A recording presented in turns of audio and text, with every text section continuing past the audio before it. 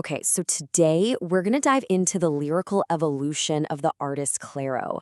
A recent report did this incredible job of mapping her journey as a songwriter, and it tells this fascinating story, not just through her sound, but through the specific words she chooses to use. So, yeah, let's get into it. I mean, this is really the central question for so many artists now, isn't it?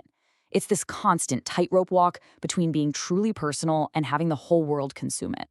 And as we're about to see, this exact question is right at the heart of Clairo's entire artistic development. You know, you can track an artist's journey in a bunch of different ways. You can follow the evolution of their sound, right? The instruments they pick up, the genres they start blending together.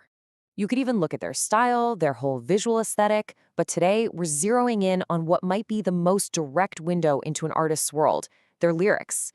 We're going to follow the analysis from a report that traces Clairo's lyrical arc across her major albums.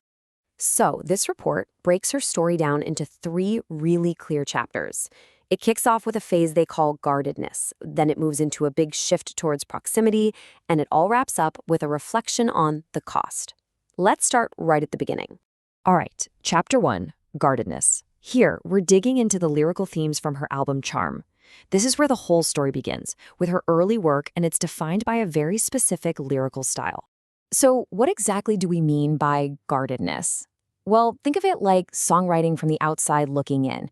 The lyrics create this little bit of space, this buffer between the songwriter and the subject.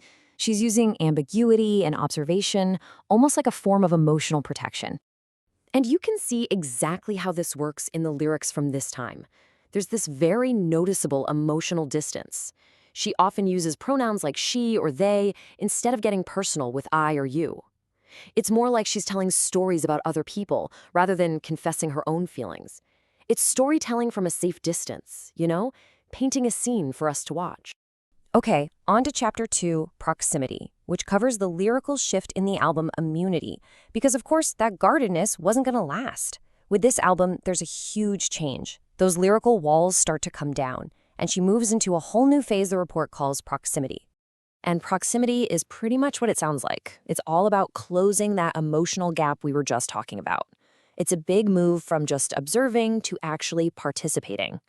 Lyrically, this means she's starting to speak to someone, not just about them. It's like an open invitation for us, the listener, to come a little bit closer. And this slide just illustrates that shift perfectly. The guardedness style is observational. She walks into the room.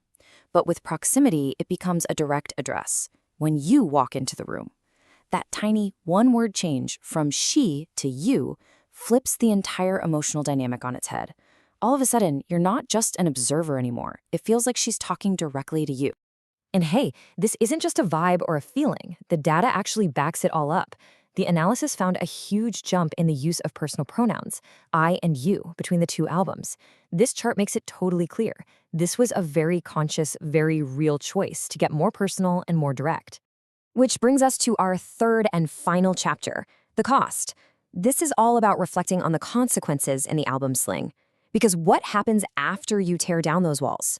What are the results of all that newfound proximity? Now, the cost doesn't mean she goes back to being guarded, not at all. It's more like a maturation. It's about her grappling with the reality of being vulnerable. Like, what does it actually mean to live with the connections that you fought so hard to create? What are the burdens, the responsibilities that come along with all that openness? So in Sling, the lyrical themes just get way more complex. She's not just seeking connection anymore. She's really examining it. The lyrics wrestle with the weight of fame, the heavy parts of relationships, and the true price of being vulnerable when everybody's watching. You get this powerful sense of an artist figuring out how to navigate a world that is now looking right back at her. And his quote from the report just nails it. Vulnerability sought becomes a reality to be navigated. That's perfect, right? It's one thing to want to be open and vulnerable. It is a whole other thing to have to live with the consequences of that choice, day in and day out. And that process of navigating it all, that's what defines this era of her songwriting. Okay, so we've walked through all 3 chapters. Now let's just zoom out and take a look at the entire journey from a bird's eye view. This timeline lays it all out so perfectly. You can literally see the progression, starting with the observational distance of charm, moving to the direct reach for connection in immunity, and ending with a complex, mature reflection on the consequences in Sling. It's a complete and totally compelling story. So really, the whole point is this. Tracking these small but significant changes in language, from she to you, from observation to introspection, it lets us map an artist's personal and creative growth in incredible detail. It's just a great reminder that every single word counts. And that leaves us with a really fascinating question, right?